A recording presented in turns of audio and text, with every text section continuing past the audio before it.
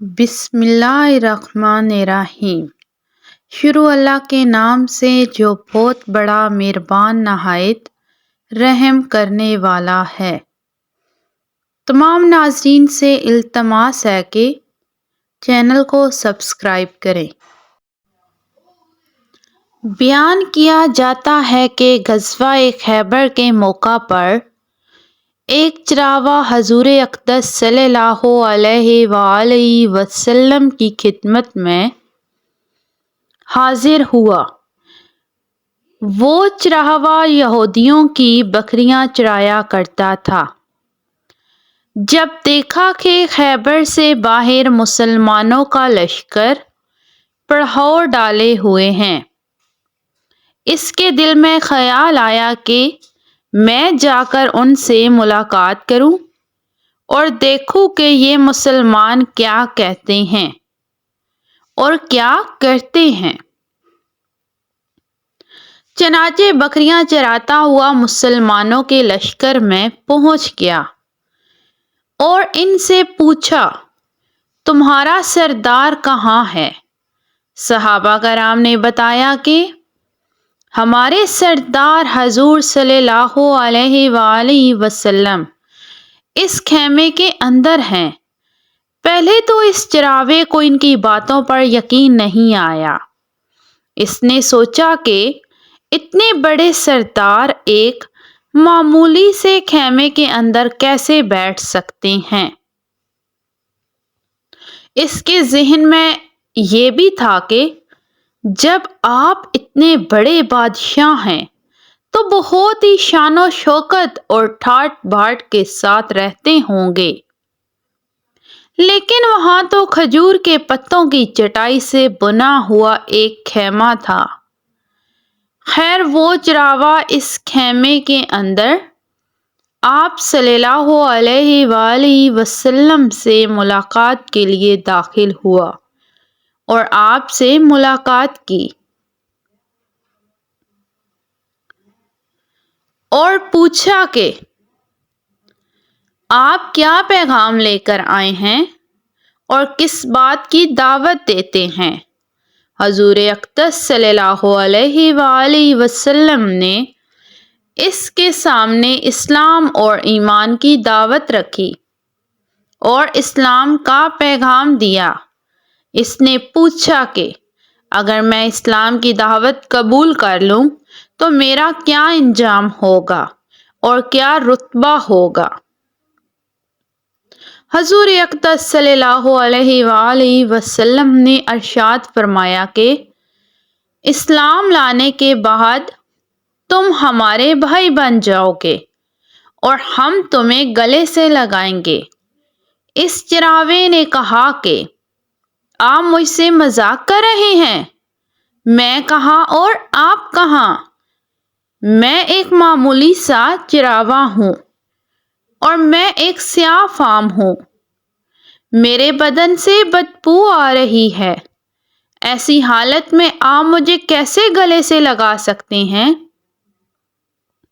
حضور اقدس صلی اللہ علیہ وآلہ وسلم نے فرمایا کہ ہم تمہیں ضرور گلے سے لگائیں گے اور تمہارے جسم کی سیاہی کو اللہ تعالیٰ مٹا دے گا اور اللہ تعالیٰ تمہارے جسم سے اٹھنے والی بدبو کو خوشبو سے تبدیل کر دیں گے۔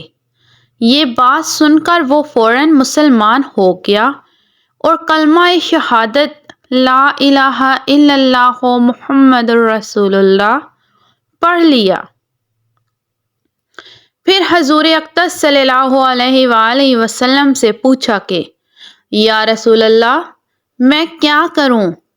آپ نے فرمایا کہ تم ایسے وقت پر ایمان لائے ہو کہ نہ تو اس وقت کسی نماز کا وقت ہے کہ تم سے نماز پڑھواؤں اور نہ ہی روزے کا زمانہ ہے کہ تم سے روزہ رکھواؤں۔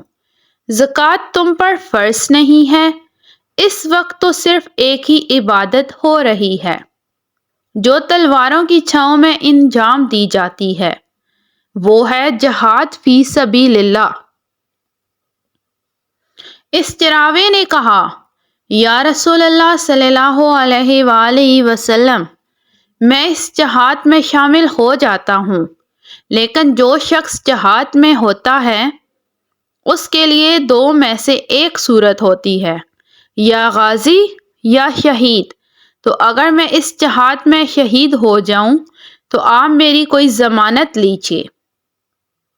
حضور اقدس صلی اللہ علیہ وآلہ وسلم نے فرمایا کہ میں اس بات کی ضمانت لیتا ہوں کہ اگر تم اس جہاد میں شہید ہو گئے تو اللہ تعالیٰ تمہیں جنت میں پہنچا دیں گے اور تمہارے جسم کی بدبو کو خوشبو سے تبدیل فرما دیں گے اور تمہارے چہرے کی سیاہی کو سفیدی میں تبدیل کر دیں گے۔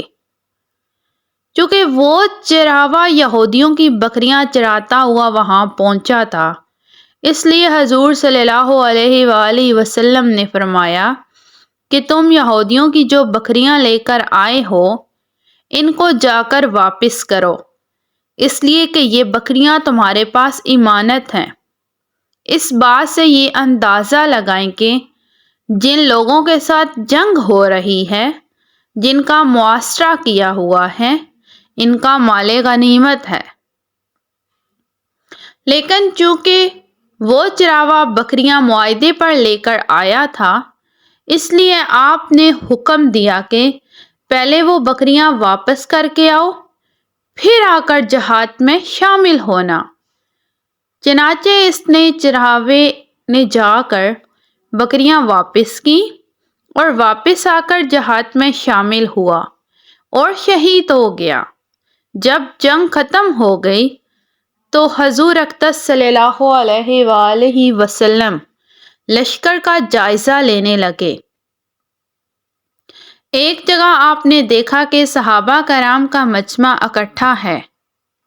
جب آپ قریب پہنچے تو ان سے پوچھا کہ کیا بات ہے؟ صحابہ کرام نے فرمایا، جو لوگ جنگ میں شہید ہو گئے ہیں ان میں سے ایک آدمی ایسا بھی ہے کہ جس کو ہم سے کوئی نہیں پہچانتا۔ آپ صلی اللہ علیہ وآلہ وسلم نے فرمایا کہ مجھے دکھاؤ۔ جب آپ نے دیکھا تو آپ نے فرمایا، تم اس شخص کو نہیں پہچانتے مگر میں اس شخص کو پہچانتا ہوں، یہ چراوا ہے اور یہ وہ عجیب و غریب بندہ ہے جس نے اللہ کی راہ میں ایک بھی سجدہ نہیں کیا، اور میں اس بات کی گواہی دیتا ہوں کہ اللہ تعالیٰ اس کو سیدھا جنت الفردوس میں پہنچا دیں گے، اور میری آنکھیں دیکھ رہی ہیں کہ ملائکہ اس کو غسل دے رہی ہیں اور اس کی سیاہی سفیدی میں تبدیل ہو گئی ہے اور اس کی بدبو خوشبو سے بدل گئی ہے۔